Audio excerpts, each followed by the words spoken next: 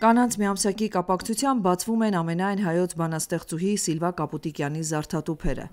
Մեր այցը բանաստեղծուհու տուն-թանգարան վերնագրում ենք խմբագրելով նրա հայտնի վեպի վերնագիրը։ Այս դեպքում ոչ թե էջեր փակ գզրոցներից, այլ զարդեր փակ գզրոցներից։ Իմ ձեռքում սովորական զարդ չէ, ամենայն հայոց բանաստեղծուհի Սիլվա Կապուտիկյանի զարդն է։ Այս զարդը բանաստեղծուհին նվեր է ստացել Սփյուռքում եւ պաշտոնական հանդիպումների ժամանակ պարբերաբար է այն կրել։ Հետաքրքիր է այս զարդի կառուցվածքը։ Այստեղ պահվել են ասեղներ, իսկ այստեղ հմայելներ, որպեսզի աչքով չտան բանաստեղծուհուն։ Այստեղ մինչ այժմ պահվել են զարդեր, որոնցից յուրաքանչյուրն ունեցել է իր պատմությունը։ Դուք հիմա որ նայեք այդ զարդերը այդքան ինչ որ չերևան, բայց երբ որ կրում էր դա Կապուտիկյանը, արտակարգ գեղեցիկ էին։ Զանգակների տեսք ունեցող արծաթե վզնոցի պատմությունը հատկապես ուշագրավ է։ Այն նվիրվել է ի նշան երախտագիտության։ Փարաջանովի նվերն է։ Մեր մեծ ռեժիսորին բանտարկել էին, Կապուտիկյանը մեծ ջանքեր գործադրեց, որ նրան շուտ ազատեն բանտից, եւ իր ջանքերը իհարկե հասան իրենց նպատակին, Փարաջանովն իմացավ այդ մասին, դուրս գալուց հետո բանտից, նա այս գեղեցիկ վզնոցը ինքը նվիրեց, ազատության զանգեր է կոչվում։ Բանաստեղծուհին ձեռագործ զարդերի սիրահար էր։ Ազգային զարդերը Կապուտիկյանի զարդատուփում առանձնահատուկ տեղ ունեին։ Նա գտավ վանեցի վարպետ Արծրուն Բերբերյանին ու վերականգնեց Վանի մանյակը։ Կարևոր հանդիպումների ժամանակ միշտ կրում էր։ Կրծքազարդերը նրա զգեստապահարանին առանձնակի գրավչություն էին հաղորդում, հատկապես Վազգեն Վեհափառի նվիրածը։ Վեհափառի հետ ի դեպ նույն շենքում էին բնակվում, հարևաններ էին։ Յուրօրինակ զարդերի կողքին ոչ պակաս յուրօրինակ են գրիչները։ Դրանց թվում կա մեկը, որը թանգարանը պահում է մասունքի պես։ Բանաստեղծուհին Փարիզից վերադառնում է հայրենիք։ Օդանավակայանում նրան տեղեկացնում են՝ մի տիկին իրեն ուզում է հանդիպել։ Կապուտիկյանն ասում է՝ Աստված իմ, այսքան մարդ տեսա։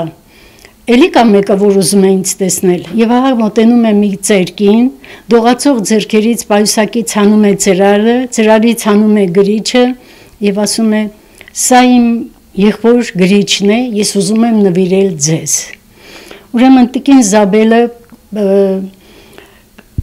այդ գրիչը պահել էր 15 թվականից մինչև 63 թվականը պահել էր, Սիամանտոյի քույրն էր։ Նա հանում է գրիչը եւ ասում է. «Ես ուզում եմ ձեզ նվիրել»։ Կապուտիկյանը ասում է. «Բայց ինչու ինձ»։ Ասում է. «Ես գտա, որ ամենարժանին դուք եք այդ գրիչն ունենալու»։ Կապուտիկյանը շատ հետաքրքիր է նկարագրում, ասում է. «Գրիչի ծայրին թանակ էր չորացած, դեռ ինչեր պետք է գրեր մեր մեծ բանաստեղծը, որ չգրեց»։ Տիկին Անահիտը բանաստեղծուհու հետ նույն շենքում է բնակվել ու հիշում է, որ այստեղ հավաքվում էր մտավորականների աստղաբույլը։ Ղարաբաղյան շարժման ժամանակ Կապուտիկյանի տունը նրանց հավաքատեղին էր։ Նույնիսկ մի օր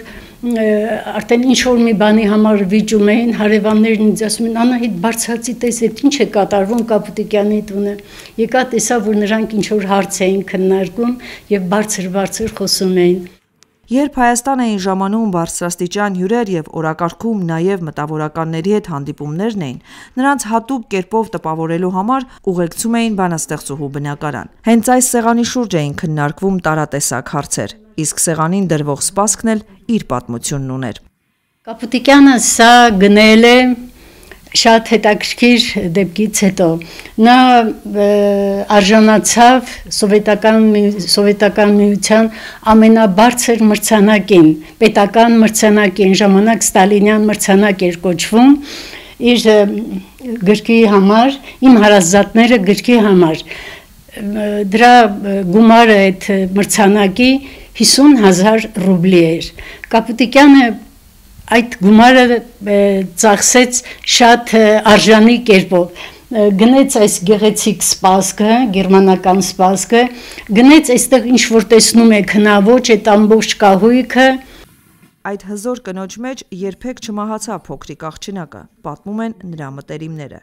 ու պատահական չէր նրա սերը տիկնիկների հանդեպ։ Կապուտիկյանն ուներ տիկնիկների մի ամբողջ հավաքածու, ձեռք բերված աշխարհի տարբեր երկրներից։ Տիկնիկների նկատմամբ Կապուտիկյանը մեծ սեր է ունեցել։ Ուրեմն Կապուտիկյանենք հայրը մահացած էր, միայն մայրիկներ աշխատում, նրանք այդքան էլ լավ չէին ապրում, միայն կանայք էին։ Կապուտիկյանը ուրեմն որտեղ ապրում էին Ամիրյան փողոցում, կողքում խանութ էր։ Խանութի ցուցափեղկում դրված էր մի գեղեցիկ տիկնիկ, իր ասելով Շուշա տիկնիկ, գեղեցկության ինչ որ հոմանիշ է դա։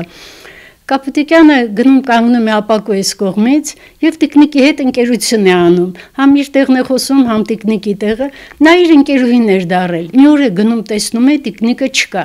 Աղեկը դուր լաց է լինում, բայց դե տիկնիկը գնել տարել էին։ Միջին արևել գնալու ճանապարհին անցնում էր Փարիզով եւ Փարիզից նա գնեց այս գեղեցիկ տիկնիկը։ Կաբարեի Պարուհի։ Սա առաջի տիկնիկն է իր գնաց։